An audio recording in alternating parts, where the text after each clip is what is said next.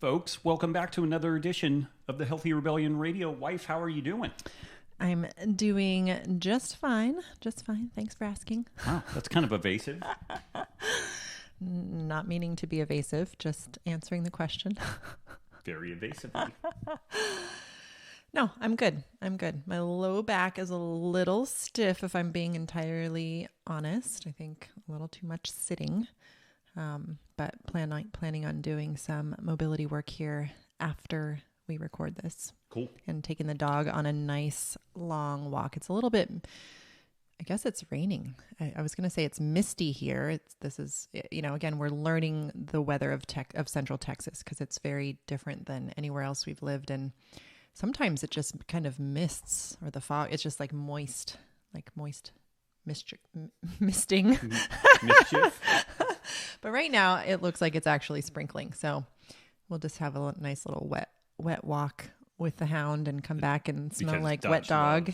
loves being out in the rain. Walking in the rain. He won't go out. He will not go out and relieve himself if it's raining unless I walk him out on a leash. So you drag the dog into the rain. Is what Yeah, you're saying. I'm sure a lot of other dog owners can relate. I think it's some dogs just are like that. So. But people didn't come here to listen to us talk about they didn't. dogs. No, they didn't. I don't know that they came here to listen to us talk about anything. Let's see. Quick reminder, as we mentioned in the last episode, we are starting our CARS reset, our 4 weeks of controlled articular rotations and some focused hip capsule and shoulder capsule work, a la functional range conditioning and kin stretch, led by our friend Sarah Strange. And that's going to begin inside the Healthy Rebellion community on March 16th. So if that sounds like something you'd like to participate in, this and other upcoming resets, just join us in the Healthy Rebellion community, and you can do that at join.thehealthyrebellion.com.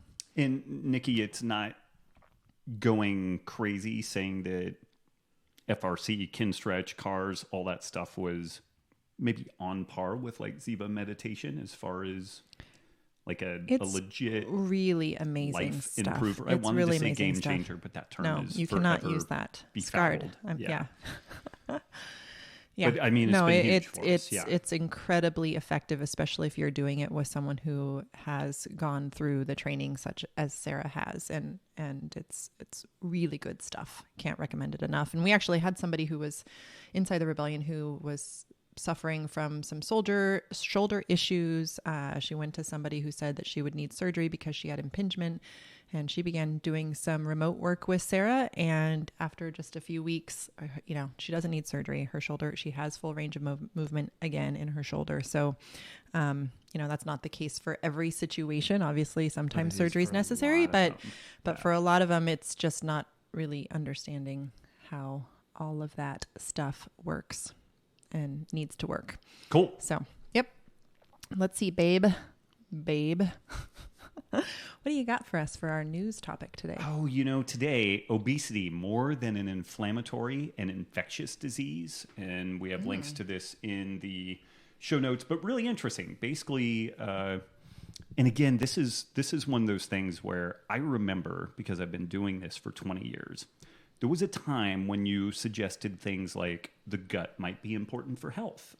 Intestinal permeability may be there might be something called leaky gut, which people didn't think existed. Well, it doesn't exist. This is quackery. And it was fully the same folks that are in this kind of like evidence-based medicine scene, which I haven't pissed down their back in a while. You can't say that. You can't say those three words without me laughing at this point. And there's actually a paper, maybe I'll cover it next time, that is taking the evidence-based folks to task, and it's emerging from people in the evidence-based scene, because it's basically become almost a religious technique to deflect anything that people just don't want to consider, like whatever. But I will cover it in the next show. But this piece is pretty cool. It really makes the case that we know that the gut microbiota is incredibly important for a host of health and illness considerations.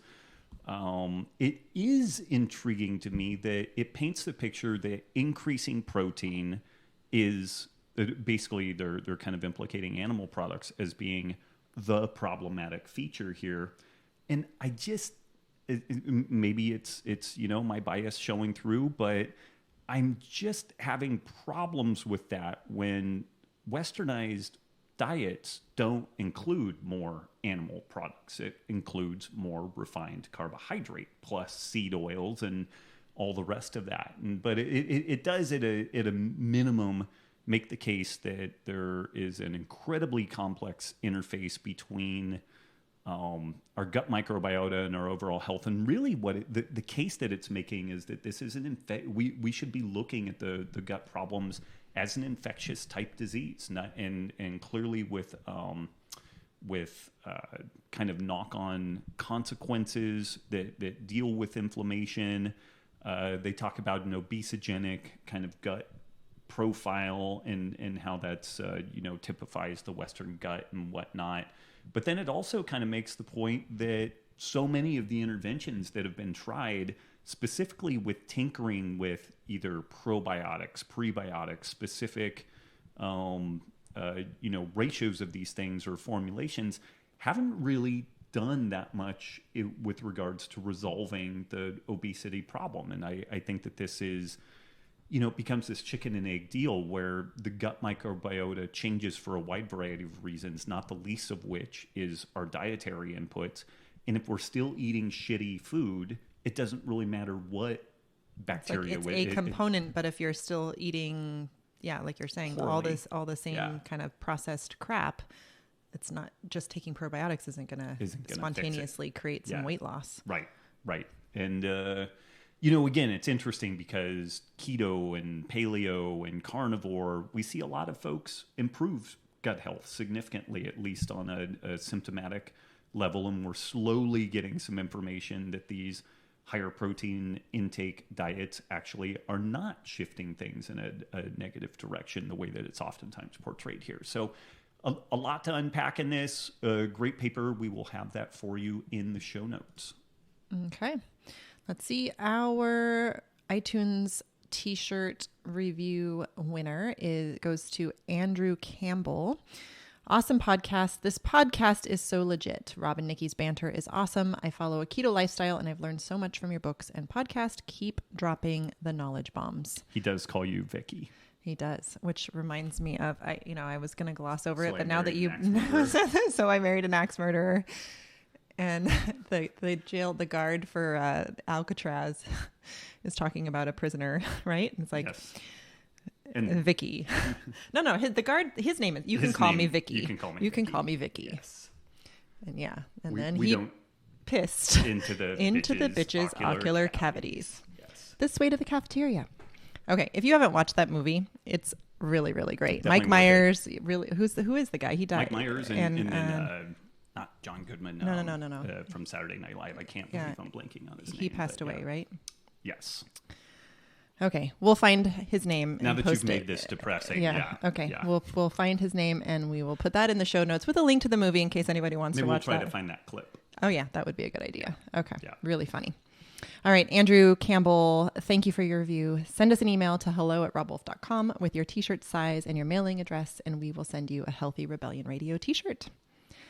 And this episode of the Healthy Rebellion Radio is sponsored by Joovv. Joovv is the leading manufacturer of personal in-home red light therapy devices that help reduce pain, fight inflammation, so you can live a happier, healthier life.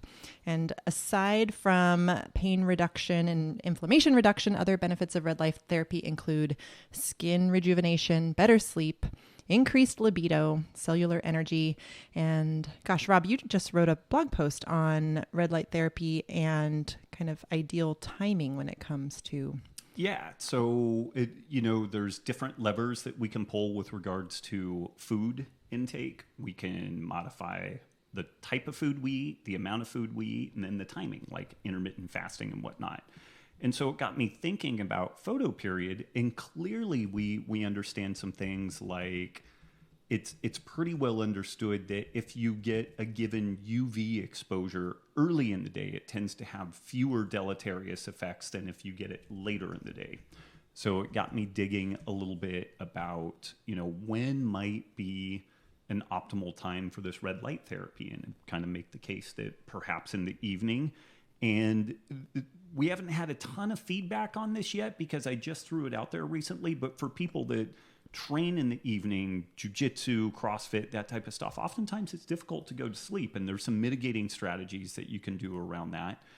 But it's kind of an interesting potentiality that you could use something like red light therapy to help put you in that more normalized sleep process. Awesome. And we'll put a link to that blog post in the show notes as well. You can go to joovv.com/Robb. That's JOOVV.com/ROBB and get clinical grade power to help reduce pain, fight inflammation, boost your libido so that you can live your best life. And you'll get a free gift with your purchase when you use code ROBB, ROBB. Alrighty. I think we are ready for our questions for today. I picked short questions that may end up Short necessitating and snappy. long answers. Yeah, okay. We'll see how Here it we goes. go. Okay, this first one is from Christopher on longevity. Do you think that as we deepen our understanding of the biochemistry of nutrition, that we will reach a point where we can indefinitely prolong life? That's a great question. And, lots of people talk about this. Ray Kurzweil, all kinds of folks speculate on this, that we will be able to ultimately upload our consciousness into computers, which I don't think is possible. You might upload a analog copy of what your consciousness is, but the firings and wirings of your neurons are yours, and I think that that's going to be hard to replicate. But I think that there's some pretty good potential that within 50 to 100 years that different gene therapies, stem cell therapies, like if we harvest stem cells when we're young and keep those banked, and we can help those to replicate and then reintroduce them into our systems as we age. I think that there's a ton of potential around that, with significantly increasing both the health span and the lifespan. That raises all kinds of interesting social questions. And a lot of people get cranky about, like, well, if everybody lives a long time, then the planet's going to get overpopulated. That's linear growth. People living longer really isn't the problem. And as most places get wealthier and women get educated and have social support, then they tend to have fewer kids. So that kind of takes care of itself as things go along. But this some big problems around, if you are a pensioned individual and you worked for 20 years for your pension, but now you're going to live 400 years. Do you need to work 200 years before you get a pension? Or, those are the things that I think are actually going to be really fascinating to unpack. The notion of indefinitely prolonging life, I think, gets dodgy, because no matter what you do, you're probably going to make a mistake at some point. Like your auto driving car is going to have a glitch, or, something like that's going to happen. And then at the very, very long time scales, the sun's going to run out of hydrogen at some point and begin fusing helium, and then it will expand to the orbit of the Earth, and hopefully we've figured out someplace else to go by that point. So indefinite is kind of a difficult thing to really wrap your mind around, but I think that 200, 300, 400 year lifespans could be the norm with our kids. And it's going to raise all kinds of interesting challenges and opportunities. Do you have any strong feelings on that one? I don't. I mean, as long as you feel good, your body's not breaking down. Well, that's kind of the theory. Yeah. That you're not. Yeah. There was a, Sean Connery was in this sci-fi movie. Man, we are forgetting everything right now. Maybe we're sleep deprived or something. But it was basically this deal. It was a future society. People live in this scenario in which they don't really age unless they get in trouble. And then the thing allows them to age some amount, but it doesn't really allow them to die. So that doesn't really sound like a ton of fun. Yeah, I think that, all of this stuff would be with the expectation or the assumption that you're not spending the bulk of your, 400 years in a wheelchair or something like that. So. And it was Phil Hartman. was Phil Hartman. Hartman. That's what it And was. So I yeah, Married an Phil Axe Hartman. Murderer. And Yep. So I Married an Axe Murderer. Okay. Thank you. That was All very right, germane to me talking I about know. the sci-fi from Sean to. Connery. Okay. All right. Our next question is from Jason. How salty are you? Rob, I was wondering what your sodium numbers are daily. Does it change when you train? Now imagine being 230 pounds. What should my sodium numbers be on BJJ days and non-workout days? So Jason didn't mention how he's eating, but I'm going to assume that he's doing some sort of low-carb keto. If he's not doing low-carb keto, then the numbers probably change and could make the case, like if you're eating standard American diet and or some sort of a higher carb paleo, then I would make the case that you would probably benefit mainly from doing something like Element, like about a gram of sodium in that peri-workout period. Stan Efferding talks about this a ton in his work. But if we're on the lower carb side of things, at a minimum, we'd like to see folks at that 5 grams per day. Like that just seems to be kind of the minimum buy-in to make things work well. I was motoring along yesterday and it was a super busy day. And I got home from doing some shopping and I was like, God, I feel like crap. And Nikki said, did you have any electrolytes? And I'm like, no, I didn't. And I drank some and I felt better immediately. And so, my intake definitely varies from day to day. If I'm pretty sedentary, it's honestly, I probably end up kind of screwing up and I'm more along like 3 to 4 grams per day. I'm probably on the skinnier side. If I'm doing a lot of jujitsu, if it's hot, if I'm working in the backyard and it's the Texas, summer heat and humidity, I think I probably get close to 8 to 10 grams a day. And there is I don't want to say this. There is a need for more electrolyte stuff, more solvent and solute when you have a bigger person, but it's a kind of a non-linear scale there. Like Jason isn't going to, because he is effectively twice my size, it's not necessarily going to mean that he needs to be twice as much on the sodium intake. I would guesstimate that it's probably like a quarter more than what I would need. But again, this is going to depend a lot on, how hot is it? What type of, okay, he's doing Brazilian Jiu-Jitsu. Is he doing gi or no gi? The gi tends to be hotter and causes more sweating. Do you have air conditioning in the environment? Is it mostly like positional drilling, or are you are you sparring? Yeah.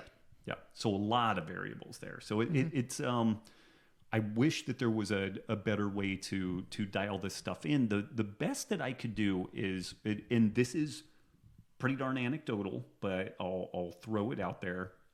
People have mentioned, like we have a good friend Fabrice who does a fair amount of fasting, and he mentioned that he will sip a little bit of Element before going into a sauna, and he does fasting and sauna. And before he goes into the sauna, he'll have some Element, and he's like, man, that tastes really salty. Then he'll be in the sauna, comes out, drinks some more, and it doesn't taste salty at all. He only tastes the sweet. And so I suspect that if you are diluting the Element or something like that to the recommended levels, which are between 16 and 24 ounces, probably closer to the 24 ounces for most people, I think if you're at the proper dilution and it's not like hyper concentrated, then your taste of salt may be a good indicator of how much you need. So if you have this stuff in a properly dilute form and you're sipping on it and it mainly tastes sweet, you're probably good to go with consuming more and probably will benefit from consuming more. Once you start tasting salt, then you're probably good for a while, and you might just do small sips every once in a while to kind of check where you are. And if you start noticing that it's tasting sweeter again, then you could continue until it starts tasting salty. And that's probably about as good a method as we have right now for dialing that in. Thoughts? My only thought is that, like, if you're making a home brew, like a lot of times it tastes salty no matter what. So it really, that might be an interesting thing for people to play around with if they're using Element specifically. But a lot of times people are home brewing or adding sodium to bone broth and whatnot. Right. And so depending on how you're doing it, it's gonna taste. Well, I don't know. Folks have asked, can I do blood work? Not really. Like your sodium levels normalize within a couple hours. So you can get a big sodium bolus. Sodium content's going to go up. Fluid volume is going to go up for a little bit. Blood pressure can go up transiently depending on how concentrated it is. But then it's going to normalize pretty quickly. So like a blood test isn't really going to tell you much on that. Like the electrolyte stuff is, you kind of need to establish a baseline. Like what activity level can I get away with without cramping, with no electrolyte supplementation? And then if it gets hot and it gets humid, and it, and then it starts going from there. You start like feeling super sluggish. You feel sluggish, kind of cognitively, kind of lethargic. Oh, I know. We just need to make some sort of like body scanner thing, like beep, beep, beep. You need electrolytes. We just need to like... Well, I could just rig something together that beeps and says, you need electrolytes. And it would be as credible as... I mean, there's products like this type of bullshit contraption on the market for other things. So there's no reason why there shouldn't be one. This is that would be just as helpful as selling mycotoxin-free coffee to people. There you go. Yeah. That's a great idea. Okay, folks, we are closing down the podcast. We're focusing mainly on our sodium scanner. Our beeper scanner. Why don't we just call it the sodium scammer? Oh, just straight out of the gate, because it's a fucking scam, but that's okay. People want to buy it hook, line, and sinker. So we can do something like cool graphics with the N for scanner to make it look like an M, but it's really the N's, and so like you gotta read between the lines to see if it's scanner or scammer. You just stay in your lane, and I'll stay in the biochemistry lane. Okay. All right, let's move on. We have a question from Tom on cholesterol and statins. Hi, Rob and Nikki. Thanks to your work along with Cresser and Sisson, I've lost about 50 pounds since discovering paleo keto in 2013. Before that, I was on Lipitor, but after getting down to about 200 pounds and all but completely solving my IBS, I decided on my own to go off of it and visit a functional doctor/nutritionist.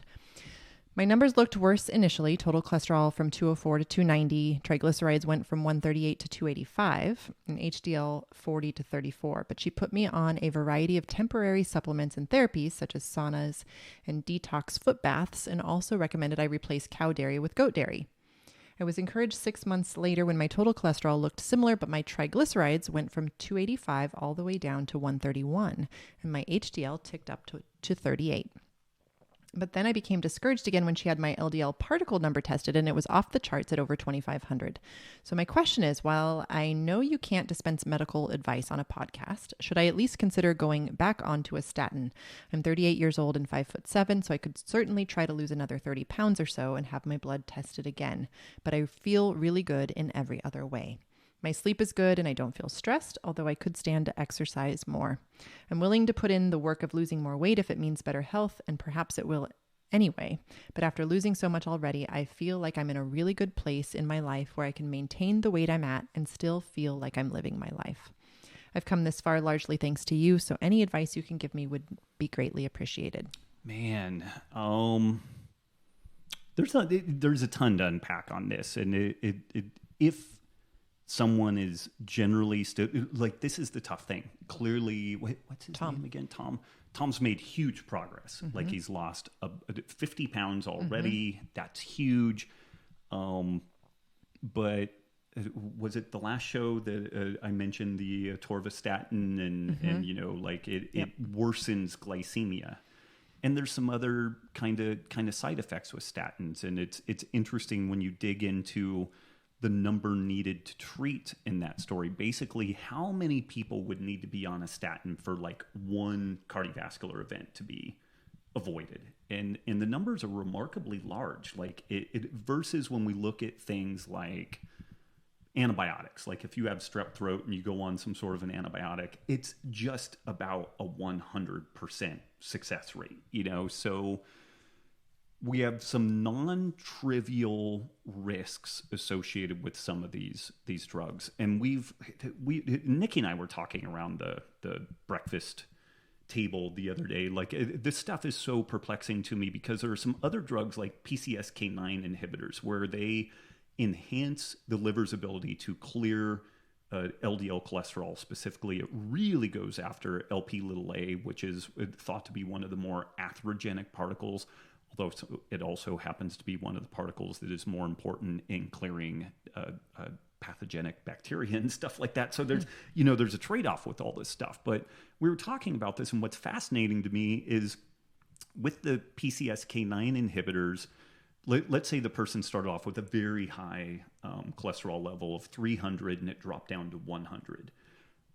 If there's a dose response curve here that looks like anything that we would expect, like aspirin or anything, then you would expect basically a 3-fold reduction in cardiovascular events. And you don't see that at all. Even to the degree that these things work, it seems like the numbers have to be really tortured and fiddled. And there are folks in this paleo, carnivore, keto, ancestral health scene that feel really good, but they're like these lean mass hyper responders, which have super high cholesterol levels and whatnot. But these people are pretty lean. That's a situation where it's like, shit, I don't entirely know what you should do.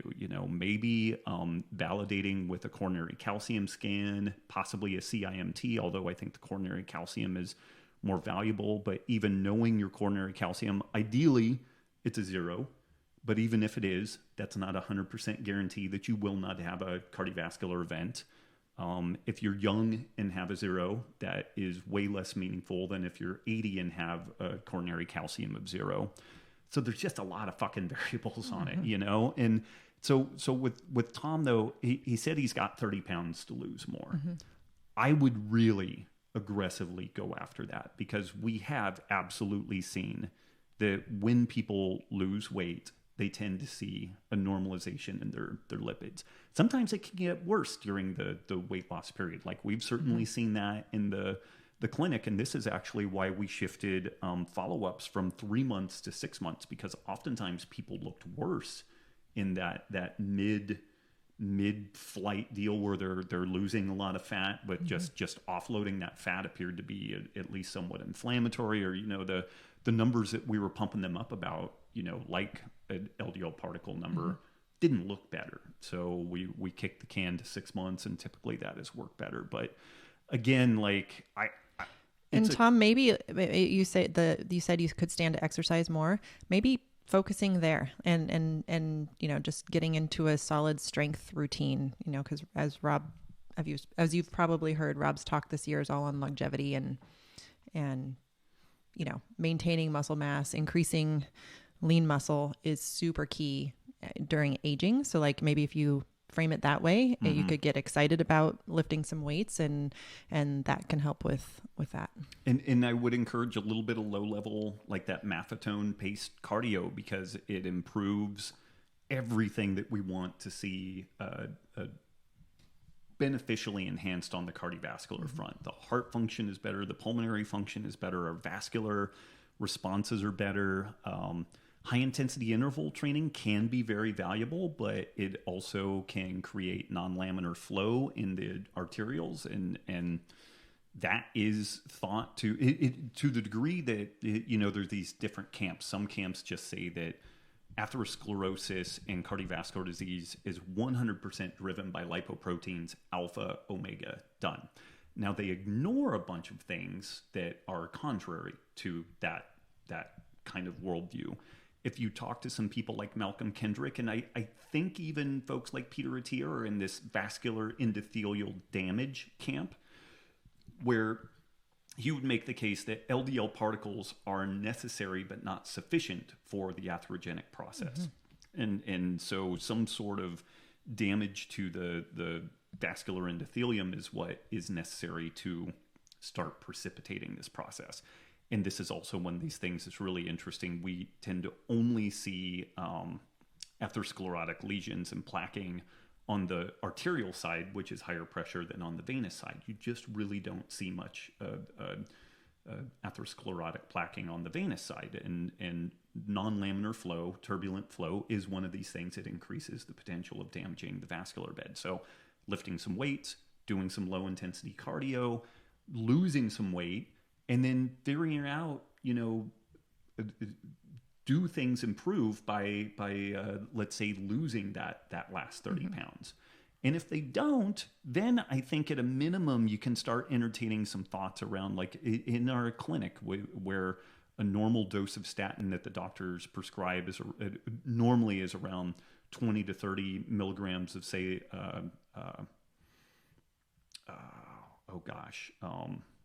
I'm blanking on the name of the specific one that they tended to use, but in the clinic they will use 5 milligrams 3 times a week. So the piggybacked onto an already anti-inflammatory diet and good lifestyle interventions.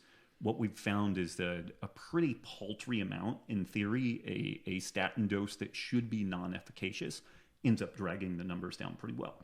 It doesn't do that for everybody. We just talked to a friend of ours that we met, and like he went through this whole song and dance, and he was doing the 5 milligrams every other day, and it didn't really move his numbers that much. And he has continued to have increases in his coronary calcification.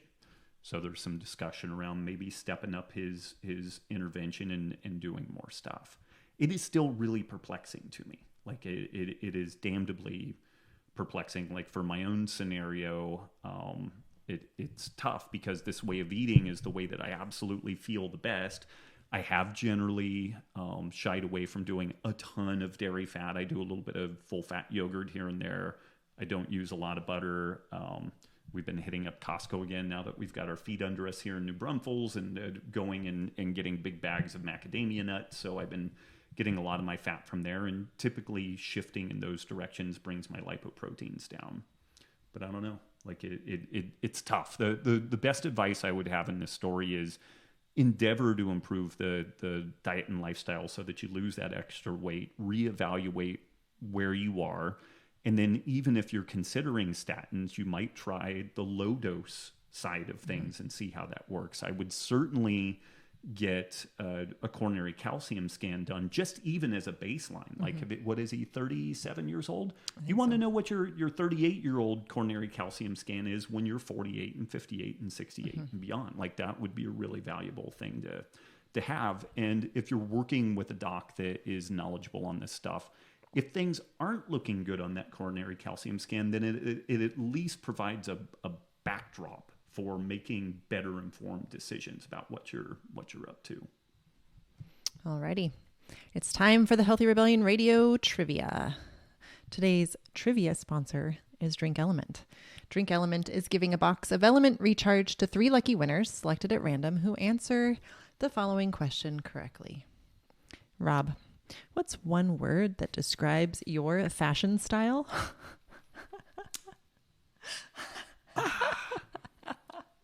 The thing I want to say is going to get me in trouble. And so I will just say slob is probably... I was going to say homeless, but then people are like, oh, you're making fun of homeless. No, I'm not. But like I have how about disheveled? Disheveled? Disheveled. Okay. Yeah. Disheveled is the answer. I wouldn't know that. You're not necessarily disheveled. What would you say that my fashion style is? Wash and wear? Maybe wash and wear. Okay, we'll go with wash and wear. Just a little like rough and tumble wash and wear. Yeah. Wash and wear. And wear. Wash and wear is the answer. That paints me in more favorable light. Thank you. To play, go to robbwolf.com/trivia and enter your answer. We'll randomly select 3 people with the correct answer to win a box of Element Recharge from Drink Element. The cutoff to answer this week's trivia and be eligible to win is March 5th, 2020 at midnight. Winners will be notified via email, and we'll announce the winners on Instagram as well. And this is open to residents of the U.S. only. Alrighty, we now have a question from Sarah on blood flow restriction training. Rob, how do you feel about blood flow restriction training to help with muscle gain? So muscle gain doesn't really benefit specifically from the blood flow restriction training unless we're dealing with a very new trainee. But what is interesting with blood flow restriction training, it can improve mitochondrial density, which I guess in some ways can benefit that process. But where it's really valuable is that folks who are injured or folks that are looking to minimize joint loading, they can do things, like you do the restriction in the arm, and you can do curls with, I think it's like 25% of what you would normally work with, and you can get a really good pump, and you are getting an adaptive process. Like it's not the first whistle stop that you want to go on for muscle mass. Like if hypertrophy is your main jam, get strong. Like if you don't have a pull-up and then you get 10 pull-ups, your back and arms and traps are going to be remarkably different than what they were before. Get 10 pull-ups with a 40-pound vest on, and it further is going to be a different deal. Like I don't look that big, but I can't wear regular gis. I have to get these extra wide gis because my back, if I carry any muscle on my body, it's mainly in my back because I do a lot of pulling and the jiu-jitsu and all that. And it's pretty darn muscular. And so I've gotten really strong in that movement. So the main thing to focus on for folks is get strong. Squat, deadlift, press, lunge, hinge, squat, all that type of stuff. Linear progression until linear progression fails, and then go from there. And that's where you get 95% of the gains that you're going to get. Blood flow restriction is kind of a cool thing that you could use as a quick workout if you are on the run and you just want to get something that's going to make you feel better. It's going to get you a pump. You're not going to go backwards with it, but it's not the thing that is going to Did you see the picture of Sybil in the Rebellion where she was flexing? Oh, yeah. And I was like, she moved to the big house on Jack Street. She looked awesome. It will not move you to the big house on Jack Street. But it's a great tool, and people use it for prehab and rehab and for quick kind of filler workouts. Both Dr.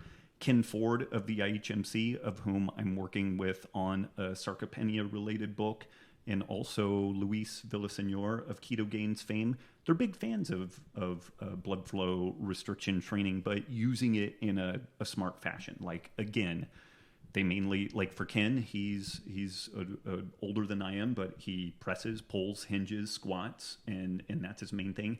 And then he uses the blood flow restriction training as kind of like the icing on the sundae, but not the main thing. Gotcha. All right. Our last question for this episode is from Susie on what affects heart rate variability.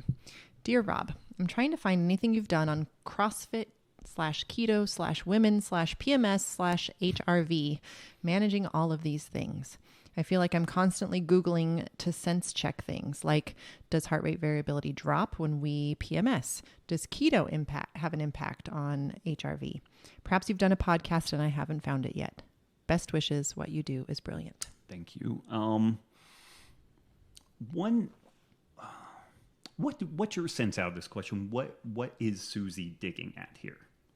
Like, she's wanting to know how is she HRV is affected by different things. So maybe if she's overtraining or if she's feeling a little run down. Right. Like, right. Because the thing is, HRV is a little bit like the gut microbiome. Like, everything influences it, and sometimes it appears to influence it well, and some by increasing the HRV number, and sometimes it decreases.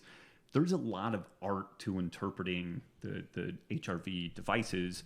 The coaches that use it a lot get good at kind of reading between the lines and sussing out really what matters versus what doesn't. One of the reasons why I ceased wearing HRV-related devices was that it didn't matter what I did. I was always coming up like not that well rested in theory. My HRV was still not in all that great of a ready state. And I'm just like, I don't know what else I would do. Like, there's literally nothing else I could do to improve this stuff. So for some people, keto will improve HRV. It improves recovery. I think for some people it does not. And I always wonder with those folks, are they on point with electrolytes? Are they on point with adequate protein? Are we in a scenario in which the individual is weight cutting? Because weight cutting is a stress. So HRV is kind of a sampling of your total allostatic load, like the total stress load. So weight gain or weight loss is a stress, and that will negatively affect your HRV. Certainly hormonal fluctuations. I would be shocked if women didn't see some changes. You have some significant energy, dips at various points in your cycle. I fortunately don't have like the more obvious PMS symptoms, but I definitely will feel more tired. You just hit like Yep. 1 to 2 days where you're like, man, Yep. I'm tired. Yeah. And I'll be a little bit slightly more emotional, but I tend to be pretty even keel, but I'll definitely notice that The Hallmark hits me. commercials bust you up a little bit, cripple you. Yeah. So Susie, you know, everything can impact HRV. Mm-hmm. And the thing about this is that we use this as a tool to kind of guide what we're up to. These one-off things, I don't know how valuable is looking at it. Like to me, the value here is let's say you're peaking for a competition and we're trying to load the individual properly. If we end up with 3 or 4 orange days in a row where HRV has fallen and we're getting into the red line deal, then this is the thing we're like, okay, the 5th day we dial things back, you know, and we do an active recovery day. If we have a competition and it's all been green, and we really haven't been stressing ourselves enough to get the proper adaptation, then it's time to step that stuff up. But if you're eating super low carb, it's the time of the month for your cycle and you're training really hard and maybe you're underslept, like that's where we can, usually around my monthly cycle, I will just naturally kind of back off whatever I'm doing training wise. I mean, if I'm doing jujitsu, it'll be just, positional rolling, or I won't do as much sparring if, we've been kind of out of the gym for a while. Michael's gym's getting up and running, but like I would just kind of back off a little bit. If I'm feeling like a little, like I'm dragging a little bit, there's no reason to go and push it there. And the same thing if you're training CrossFit, like, maybe you just lift, maybe you do some recovery work and you drag a sled, or you do some farmer walks, or, you go into the sauna, like there's other things you can do that's going to be beneficial health wise that are not going to, keep digging into the hole. Yeah. So this is a great question, but this is one of the things that like the call-in show would be handy, because it's like, what do you want to get out of the HRV information? How are you using it? Like, how is that informing what you were up to? And I have a sense, I could be wrong, but this is again the value of being able to ask some follow-on questions. I have a sense that Susie's maybe trying to monitor this too closely day to day versus seeing more like broad trends. And my take on HRV and the way that I've used it and the way that my sense of people like Joel Jameson use it, it's more of a trend finder than it is like this is a pinpoint accurate reading today. It's more, if we see a really huge delta from one day to another, then it may be like, okay, well, that might be an aberration in the machinery, or it might be that I'm on the verge of catching a cold or something. So you can pay attention to it, but it's a little bit of reading the chicken entrails. Like there's some interpretation that's necessary. Okay. That is a wrap for this week. Thank you all for joining us. Remember to check out our episode sponsor, Joovv. You can go to joovv.com/Robb. That's JOOVV/ROBB. And you'll get a free gift with your purchase when you use code Robb, ROBB. Please share this episode. If something in the show helped you, share with your friends. Make sure you subscribe. Leave us a review. We might read your review. You might win some cool stuff. You might win a t-shirt. And what else, babe? I think that's it. Yeah. We'll see you all next week. Take care. All right. Bye-bye. Bye.